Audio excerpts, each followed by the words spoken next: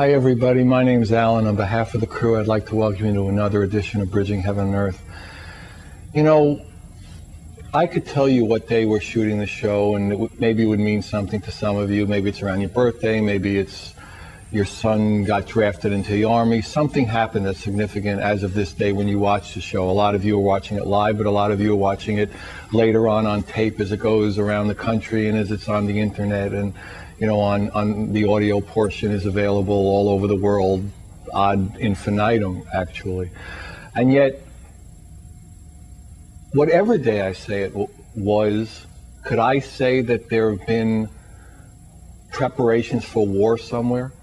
Whether it's a big war or a little war in terms of what Americans think of a war. Is it a war against Iraq? Is it a war against Iran? Is it a war in Africa? Is it a war in the Middle East?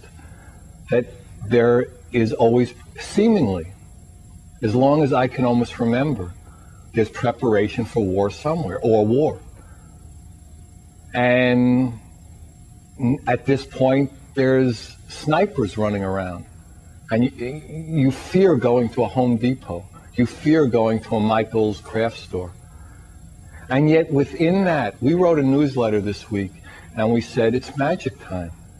And the amazing part about this time in human history is that it's magic time, with those other things happening, with the tremendous dislocations of the human spirit in a way, those tremendous wrenchings of the heart. It's still magic time, because there's so much love and light. There's so much collaboration. There's so many people coming together to share their gifts and their love in a collaborative way with less and less ego, and to bring that love and light into the world in such a strong way, be it through art, be it through music, be it through media, be it through books or channeling or healing. That we at Bridging Heaven and Earth are in such a unique position, because 25, 30 times a year, people come in from all over the world to share their gifts of love with us. And I know it's hard sometimes when you read the paper or you walk down the street to realize that it's really a joyous, magic time for us here, and we have the opportunity to again and again make that more joyous and more magic. And I know it's possible, and I know we can go to that experience and have that experience of that oneness, of that dedicated to the oneness, of that lack of separation between us all, of that love that will allow us to know that experience and to live that experience. And again tonight, we have somebody with us whose life is dedicated in his way, in his manifestation, of expressing that, of experiencing that, of letting people share with him his experience of that truth and that love. Leszek Forczek is an inspirational, transformational artist. He's the founder of a painting and art modality called Illuminism. And what is he trying to illumine? What is he trying to transform? He is trying to, with his extraordinary art, which has techniques that I literally had never heard of. I mean, he paints with both hands and with watercolor layers, up to 200 layers, to bring this sensation of depth, of light, into a three-dimensional or a flat surface. He makes it real. He makes that transformation into that love real through his art, through his painting. And we have with us tonight 6 unbelievable pieces of love, pieces of art, pieces of play of his. And the opportunity for us to experience that depth and that knowing is a rare gift for us. It's a gift for us on the set, and it's a gift for you out in the studio audience.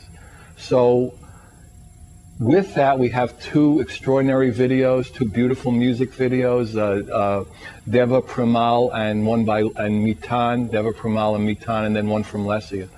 So the show is, again, an opportunity for us all to go deeper and to know that love. And so maybe someday we'll open the paper and there won't be a preparation for war. There won't be a sniper at the Home Depot. we have that opportunity to know love, share love, collaborate, to have the joy and the fun of being on this extraordinary planet. So please join me in a short meditation, then we'll come back to a video, and then Leszek is going to be with us. And it's an opportunity for an extraordinary experience tonight. So please join me in a short meditation.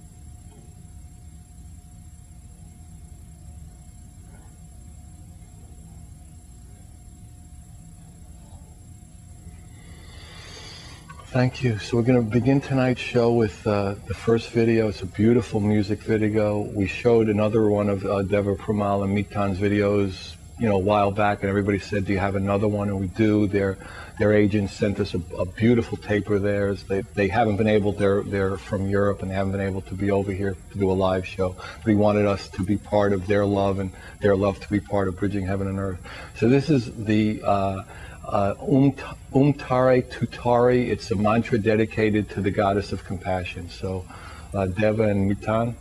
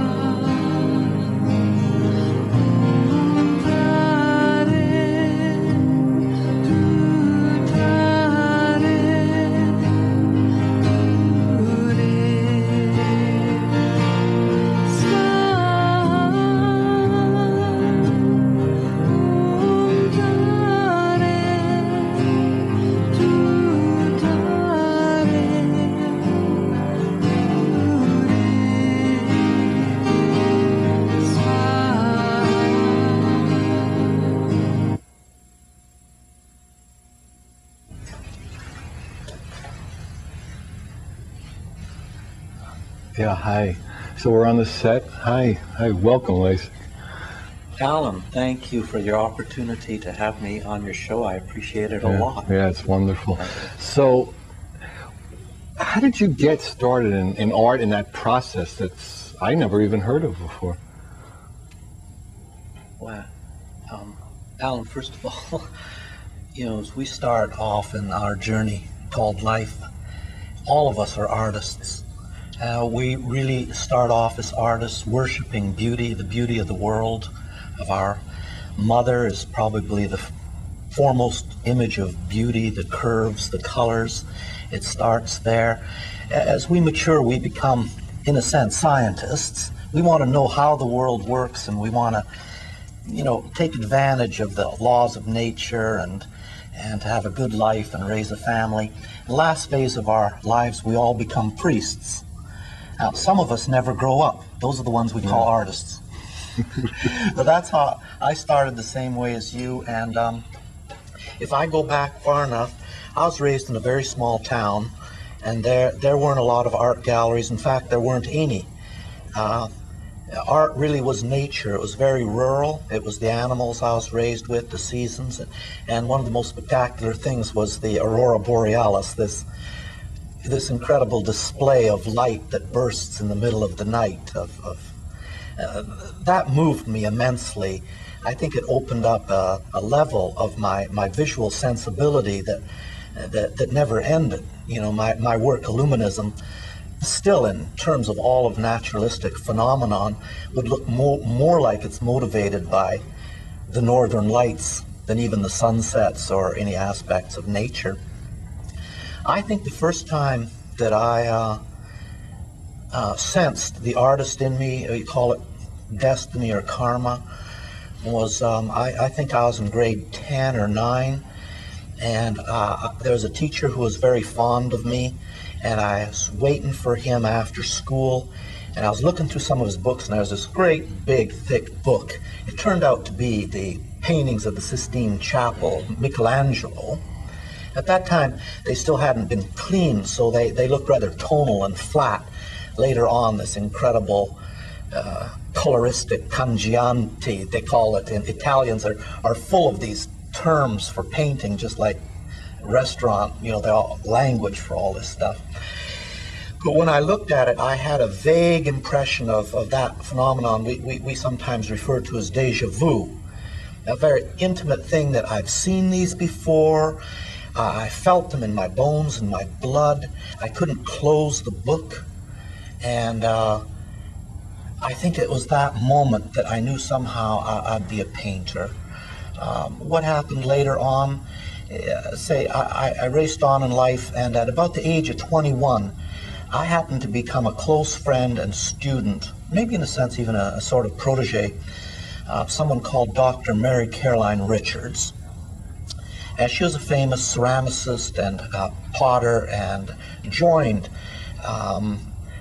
word and image, this whole idea of the resurrection of crafts. But more important than that, she had been a long time devotee or student, one might say, of the Austrian philosopher, maybe you could call it mystic occultist, Rudolf Steiner, the founder of anthroposophy, somewhat akin to theosophy, a Western movement of spirituality. And he started the Steiner schools and all that. That's right, Alan. Right.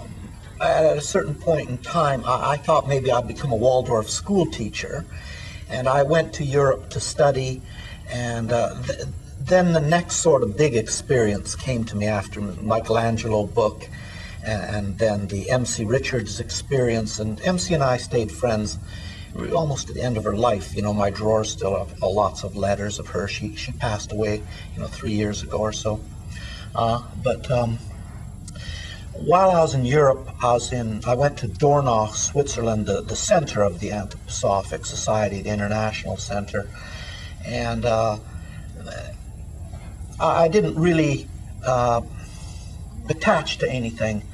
And I went to Lebanon and Israel and the Middle East that I had a very deep connection to, especially through the poet Rumi.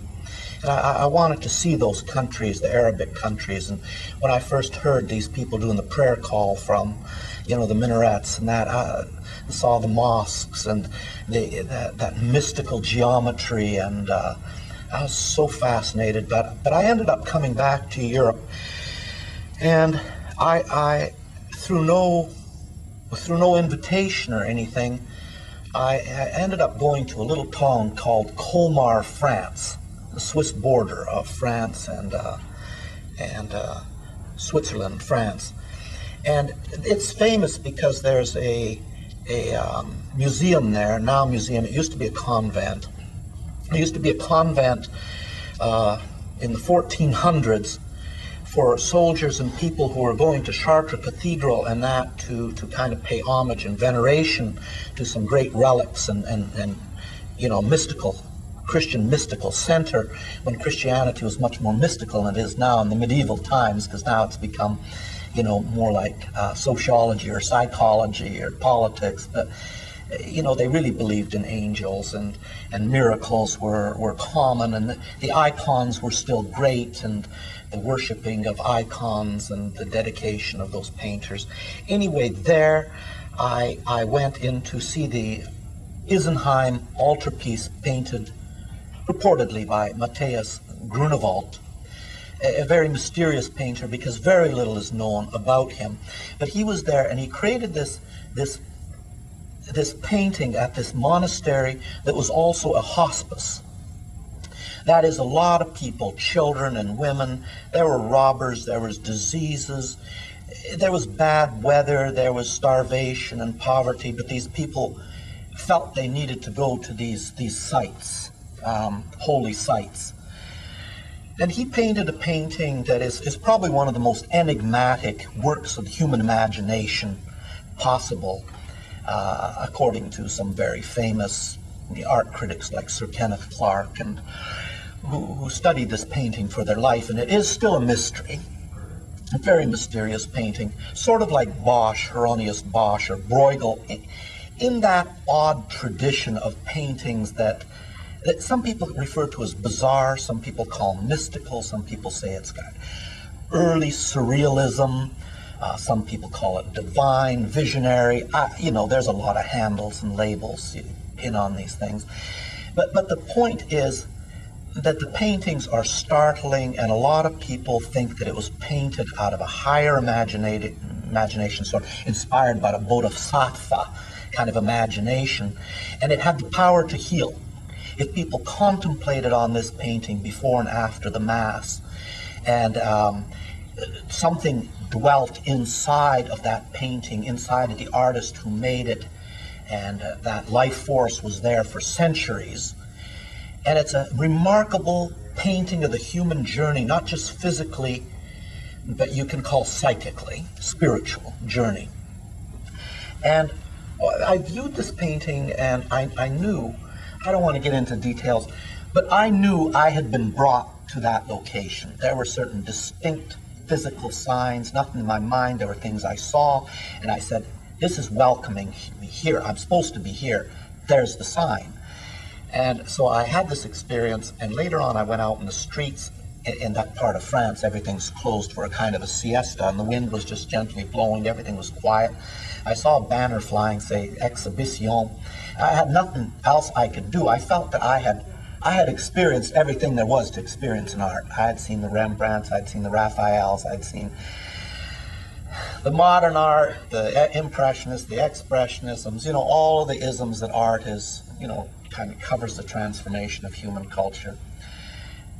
And I went into this small public place. There was no one there but me, and there were these incredible paintings there. And I held my breath. I put down my backpack. I walked around. I was the only person there.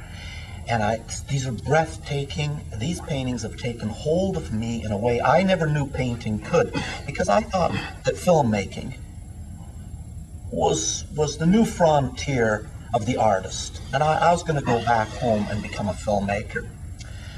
When I saw these paintings, I saw that it wasn't outer movies and how tricky you could use the camera and play with realism. But I realized in her work that it connected with an inner movement and an inner metamorphosis. Whose work was this? I wasn't going to tell you. Since you asked, I'll let you know. Keeping things from us. What kind of thing is that? It's the work of a woman, and thank goodness women are becoming more acceptable and more renowned in the arts than they were during the Renaissance and that, when they didn't paint at all. This woman's name was Liane Collot d'Herbois. And she was born in England of French, British father and mother, and she eventually ended up painting in Driebergen, Holland, because of the atmosphere, and it was kind of the area Rembrandt had painted in, and she felt this close connection to the light and darkness in Rembrandt. You know, one of the things about Rembrandt, very interesting, because he was kind of put down as painting these very dark brown, earthy, manure-like colors, and we're now into spectacular color. We never did on Bridging Heaven and Earth. We never put Rembrandt down. Never do. Well, never. That's good. It's one thing we stand for. Well, because I feel never put Rembrandt down. Yeah, so you're okay here. All right. Anyway, Rembrandt, on the back of one of his paintings of a man with a helmet, and he's got a cape on, and he has a lance. These three things stand out very strong, like thinking, feeling, and willing, like they're costume symbols of the human soul. And on the back of it, he wrote, "It is he who taught me the secrets of light and darkness." And this was theoretically a portrait, some say, of the famous Christian Rosenkreuz. Pretty interesting that that was his guide. Anyway, I felt the connection between Herbois and this whole movement of artists who are trying to embody the light of the world. Because there's a lot of ways to paint, and they're probably all significant, you know. There's a lot of branches and twigs and offshoots of the tree of art, like the tree of life. But there's a stem, and that stem has to do with universal things. And the real essence of painting, I still think, the common ground, the universal thing that ultimately all humanity will come back to. It doesn't mean it's superior. I'm not making any value judgment. But it is the mysteries of light, color, and darkness, that great triad. Because it was in the beginning, and was the basis for revelation. And sometimes every artist who manages, who has the strength, is going to wrestle with those issues. As a human, if not as a human and as an artist, there's no way around it. That's really true. Because light, color, and darkness, they have an outer existence, but they have an inner being. On the inner level, light can be connected with our thinking, our cognitive processes, ratiocination, finding orders and patterns and perception, what we can call intellectual processes. So when did this process, this awakening in you happen and then start resulting in canvases, resulting in... All right. You know, I painted for quite a while, and prior to going to Europe, I had painted a series of about 12 paintings that were on angels. I believe this angel was, in a sense, my guide. You know, I'm kind of cautious when I talk about angels. I know it's very popular to talk about it, and to some degree maybe the topic's been exploited and sentimentalized. But I happen to believe in this phenomenon that we call angels. I painted a series of large portraits of angels that were life-size with very unusual gestures in the hands. But anyway... I think what they're showing now is that first one, the crystalline one. How did you come to that? Oh, you want me to talk about, you know, my whole thing of getting into painting. All right. When I decided to paint, and these paintings came out of the laws of light, color, and darkness that were in the natural world. Right. So it's going from the natural to the supernatural. I wanted to reveal the divine in the natural process and the common. I wasn't interested in surrealism or my own personal expressiveness. I wanted something transpersonal or, if possible, inspired. And so I looked at the foundation of the earth, which was the mineral kingdom, or sometimes we can call it crystals, all minerals, because they're in you. There's iron in your blood, without which you'd be flaky, you wouldn't have no consciousness. There's the silica over your eyes, magnesium in your heart, copper in your kidneys. Every one of your organs has a dominance, a predominance of certain elements. And I began to paint these crystals and try to show a spiritual significance to them. And from there I went to plants, which was the next stage, from there to animals, from there to human beings. And in a sense, that's the sign of the cross: mineral, plant, animal, man. And it's always that process of transformation. In each picture, there is that arc, in a sense. Right. I mean, there's the arc of the way you just described it, but also each picture has that, the movement from one to the other, from the movement from where you were to where you're going, in a sense. And you know, Alan, you look at the painting, it's a finished product. But if you saw the painting created, it is a transformation moving from darkness into light. From being born in the mysteries of darkness and the unknown, becoming manifest in the light through the midsection of color. And that color being kind of the bridge between, you got it, between heaven and earth. And that is the human heart, a feeling life.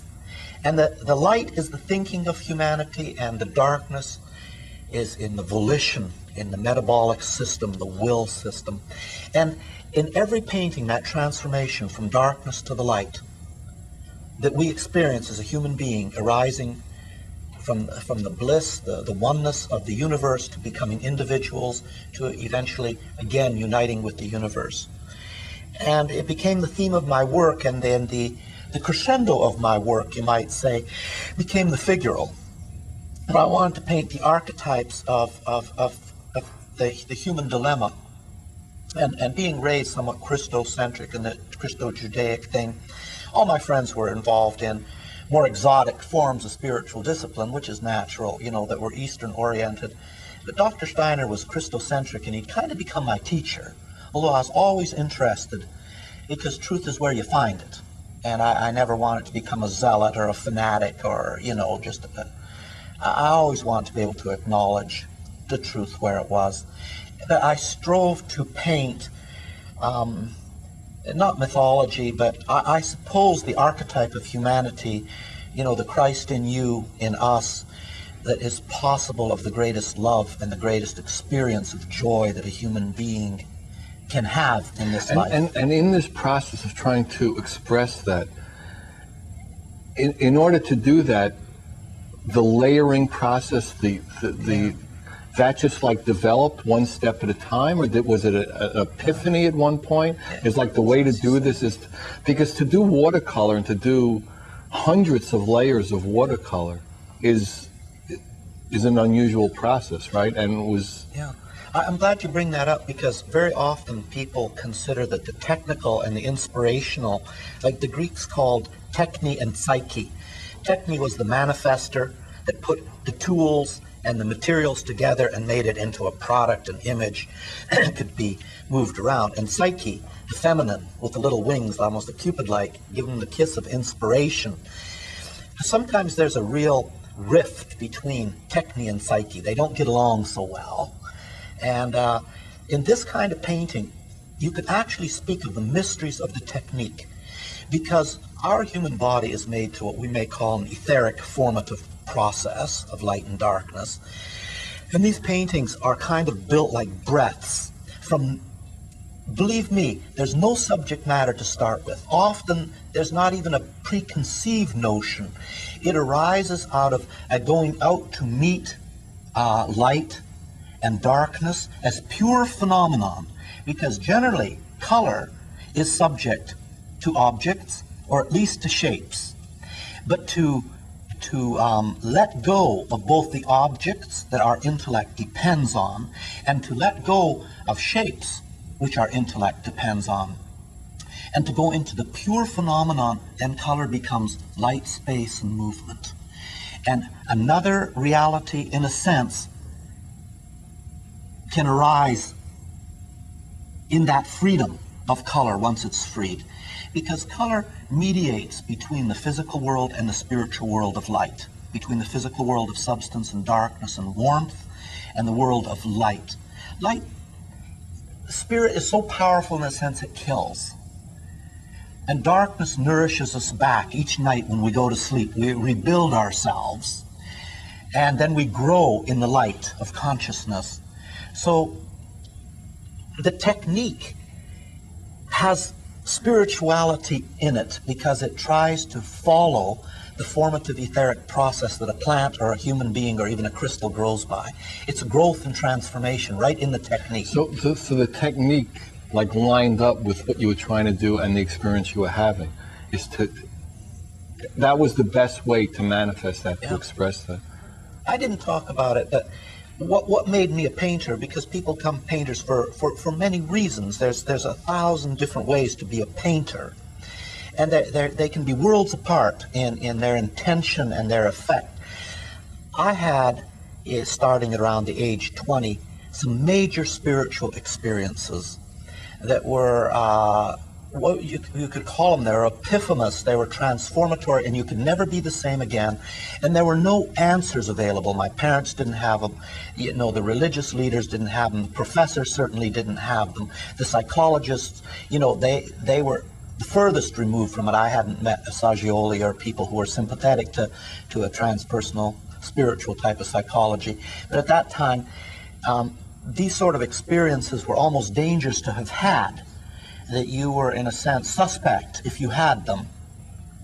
And there was a great marriage. I think that in order to address those experiences, the reality that they expressed, and they were the kind of events that, believe me, they could have been in Ripley's Believe It or Not column.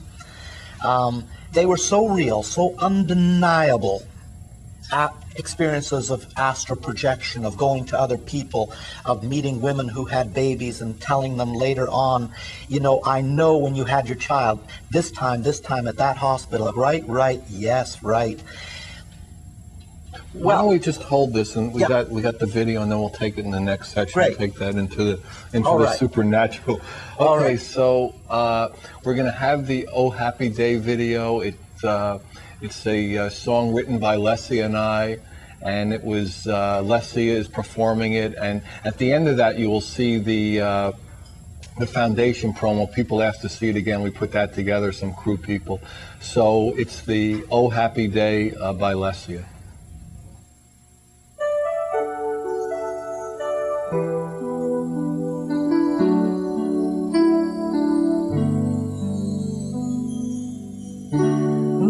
Happy day, no more painful walls divide us.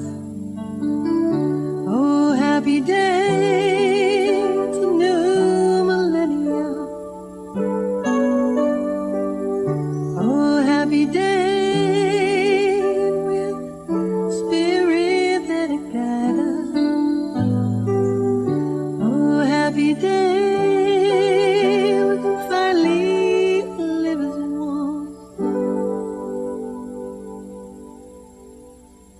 We've been lost in our illusions. We were brainwashed from the start. We've been captured by contradictions that confuse a gentle heart. We've been pieces of a puzzle with a picture so unclear. We could never make much sense of how to love or what to feel. I believe we can do it. I think we stand a chance. It just takes a bit of knowing it's like learning how to dance. Since we are the world, we can change the world. Oh, happy day, see that kid out on the sidewalk. Oh, happy day, now he'll know that he is free. Oh, happy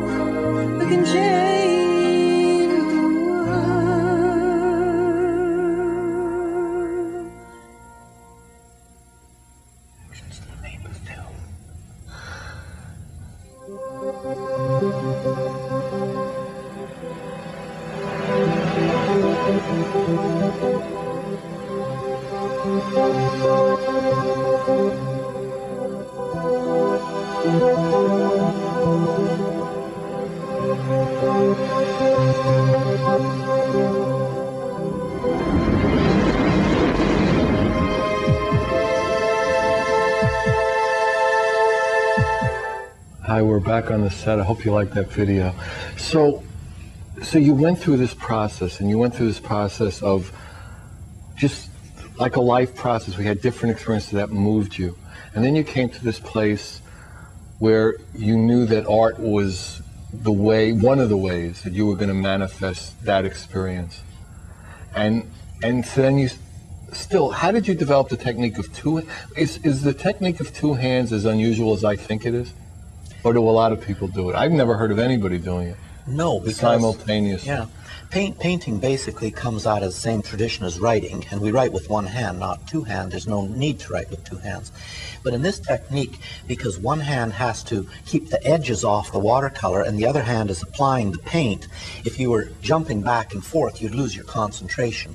So basically, you've got clear water here with the brush here, and you've got your positive brush here.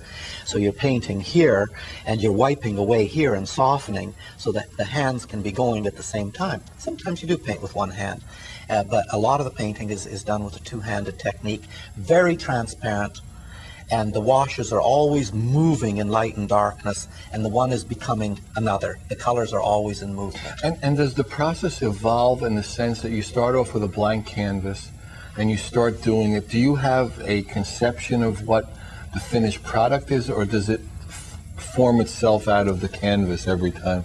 You know, there's two ways you can do it. You can do it entirely out of a kind of intuition and trust, or if, say, I'm contemplating doing a series on Job, because I just think it's a very timely topic, and it's come around again to becoming significant, where I will read everything I can about Job, what other people have written about it. I'll become saturated with this whole thing about Job.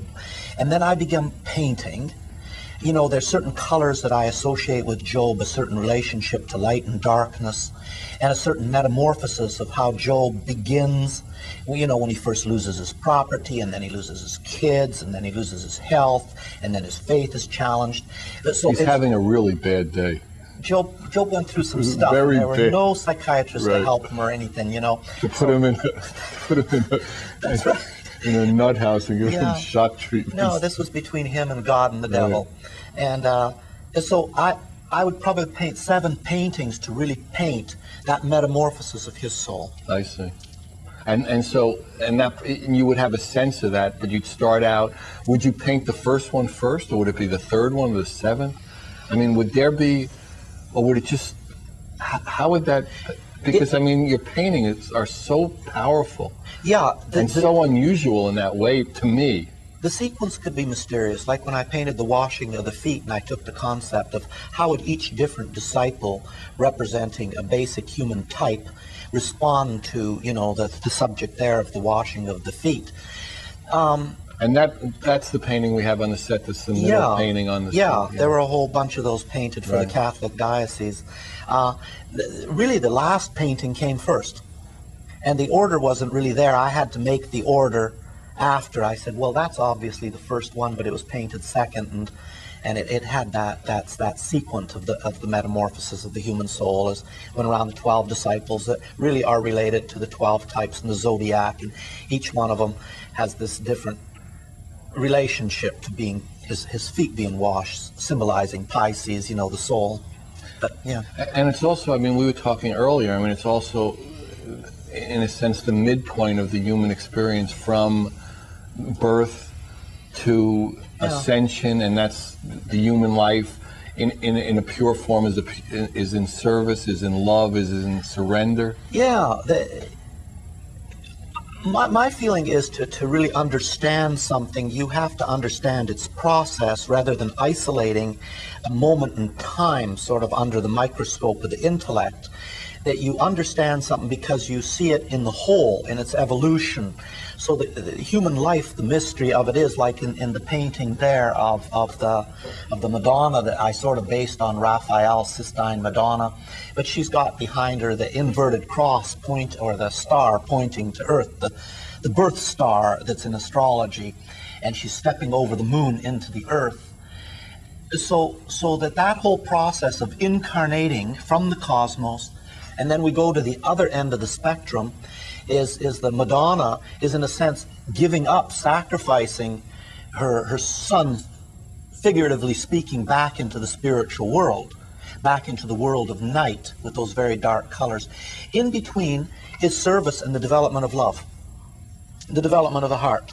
And that's why you see. But each picture is whole unto itself, in essence, because it's, besides having the transformation process, it's taking a snapshot of something, in a sense. Yeah, it's So like a day in your life. Right. It's a day in your life, but it had a predecessor, and it's moving somewhere. But in of itself, it's in the moment. It's in the absolute present, complete in of itself, and yet it has the seeds of evolution and the seeds of karma, something that brought it into being, and something, the painting has a destiny in another image. I sometimes can see the same picture as if it's from one picture to the other, it keeps moving and becoming something else and revealing something else as an ongoing transformation of an idea that is then slowly revealed to me. I'm the last person to know. I'd mess it up if I knew. Right, so I mean, as you put each layer on, it keeps evolving. Yes. And it keeps, and so when do you know it's like, I'm done? Is it just something in you says, you look at it and say, it doesn't need another layer? Yeah. Part of the painting is painted through the fact that we have perceptions and intellect and reasoning. Part of the painting is painted through our feeling. And part of it, if it's a gift, really is not I, but something else in me, where I suppose if somebody hooked you up to an EEG, you're painting an alpha or gamma, some deepened state of consciousness that would be equivalent to what the icon painters called apathia, or the Indians called samadhi, or, I think it has a lot of different names, intuition, or, But yeah, I think that the painting goes through a number of different stages of consciousness. If it really does go from the human to the cosmos and back again, that bridge between, heaven and earth that a great painting can become. And when you're doing it, I mean, do you find that often you're in that state, that you're painting from that state of oneness, that state of bliss, that state of harmony? I think that this form of painting has an awful lot to do with Zen painting. Of the whole line of painters who were monastic painters, and that painted in a sense not for themselves and didn't even need to sign their names, so to speak. Rephrase that question. I think I can even give you a better answer. Could you rephrase that question again? Can you go to another one? Oh, you can go to another one if you want. All right. I like that question. Okay, well, then answer it, because you know it. Answer it. Well, go wherever you want with it. Well, when a painting is being born, and you were asking me about the technique and that, and when does this inspirational element come? The process of the icon painter, he prayed an awful lot. He fasted. He went through a process of making those materials pure. And in the end, when the painting was finally done, the painting was blessed before mortal eyes were even set upon it. There was a tremendous transformatory process. In fact, some of the painters, like great icon painters like Rublev, were eventually sainted for their work, because they did become saints through the act of painting, through this deep unification with the being of color. And they found... And what happens to the rest of us who do it like you and I? The beauty of it is... Where do we go? The beauty of it is we're all human beings. I told you this before, because human being relates to humid, that we're 90% water. It relates to humus, that we have earth in us. But also hue means color. You have an aura. And insofar as you're a human being in that threefold sense, you have the opportunity to look at the rainbow, which is in a sense a clairvoyant imagination given to us free. It's the only freebie. All the other ones you have to kind of earn, or become aware of, whatever you want, effortless effort, call it what you want, but somehow you're going to earn it. and you're going to go through the process of light, color, and darkness to get there. But anybody can start thinking about color as something that is common to us all, that has a great mystery behind it. We experience color so much that we can't see the forest for the trees. But when we begin to objectify it, we see that color leads us to another world.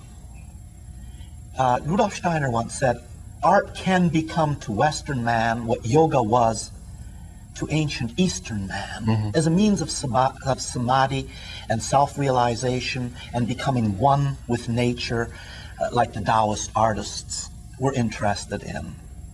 Yes. And do you find that really happening to you on like a consistent basis, that when you pick up your brushes, when you have that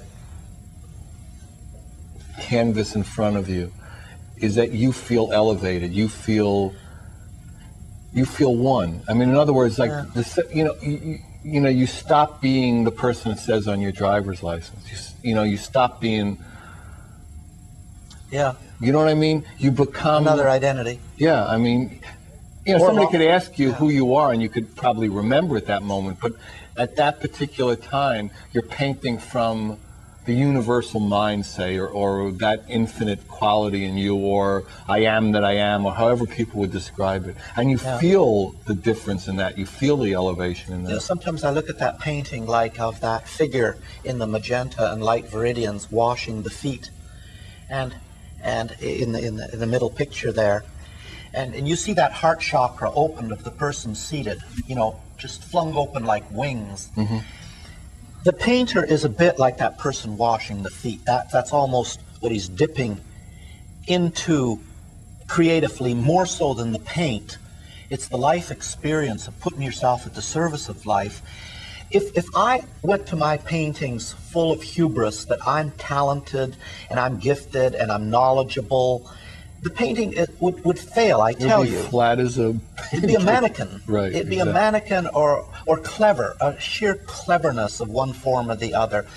But I do have to open to prayer, meditation, contemplation, and I suppose also of humility, and what John Ruskin once says, all great art is praise, is a form of praise. And I think that involves a number of types of preparation, previous lifetimes, years of preparation and study, and finally the preparation of you going before that easel, like a priest going before his altar, of not taking your worthiness for granted, of realizing that, gee whiz, I am so blessed to be able to do this, to share it with other human beings, to be in America where people can do this and not be criticized, and can find the time and the clients and the students, because I teach a lot and my students mean so much to me, so that the paintings, each one of these paintings, there's so much in them. When you were talking, I was thinking, athletes talk about sometimes they're in the zone. Athletes have their weird ways and money and disrespected. But when they're sometimes in that zone, everything slows down, and they're not the famous athlete. They're not the person who commands this kind of salary. They're just in that flow. And sometimes even when we're doing the show, although people would probably... you feel like you're in the flow, and then just everything is perfect. Everything's going to work out. The Chinese called that the qi. Right. Sometimes it's called the etheric formative forces, where you're not fighting against anything anymore. The wind is in your sails. You feel like everything is, and there's no you to feel it. It's like you and the wind You are can also one. call it grace. Right. I think every religion, every culture, the heart of every religion knows about that ultimate harmony, where you become the breath of God, and everything, for a moment, eternity and infinity have melted, at your feet. And maybe you're godlike in the sense of what that means. Well, in a sense, would you say that when Jesus said the Father and I are one, now maybe he was lined up with that experience not only when he painted, more of his earthly time. I'm going to show you just how human I am and say, you're way beyond me with that question. I can't possibly go there. Really? Yeah. So in other words, there, in your experience, there's no way to say the Father and I are one. You know, I accept it as something that I could work toward understanding the magnificence of that, of the statement. But, you know, that's as far as I'll go on that one, Al. Even if I rephrase it. I can't even rephrase it. I wouldn't rephrase the last one. I don't know if I can rephrase this I'm one either. loquacious and I'll talk to the end, but that one You know, it's interesting because we've spent like the whole day together. I've never asked a question that stumped you, so I know the one to ask now. Or that I respected right. as much as that one. Right. Yeah, I do. Because, you know, I think there is something a human being, I mean, can experience that way. And, you know, an art or any creative process, any manifestation where the manifestation is the external format and the attempt to have an internal experience can bring us into that place where the Father and I are one. I mean, I think that is the potential for human beings now, is to really know that. And then, you know, on the beginning of the Bridging Heaven and Earth page, I mean, last time I said it wrong, but we were all made of love, God is love, and we are God. Yeah. And that's, you know, to me is another way of expressing that particular thing. So, you know, it's interesting. I think it's interesting that we're coming to the end of the show. There's only about a minute left, people are telling me. So because we're winded. I got a side ache. Yeah. Right. So, you know, again, you know, here we go. I mean, we've explored the glory of art in this show, this show of Bridging Heaven and Earth. One thing that I would like to conclude on is that beauty and the heart are the bridge between spirit and world. If that bridge is lost and beauty becomes entertainment or becomes trifling or an option last in line, I think we're in trouble, because the middle is lost, and we just have the two ends. So it's just a plug for beauty. Now we've just got the end now. So now we're, you know, come back next week. Thank you all for coming. We love you. Good night. God bless you.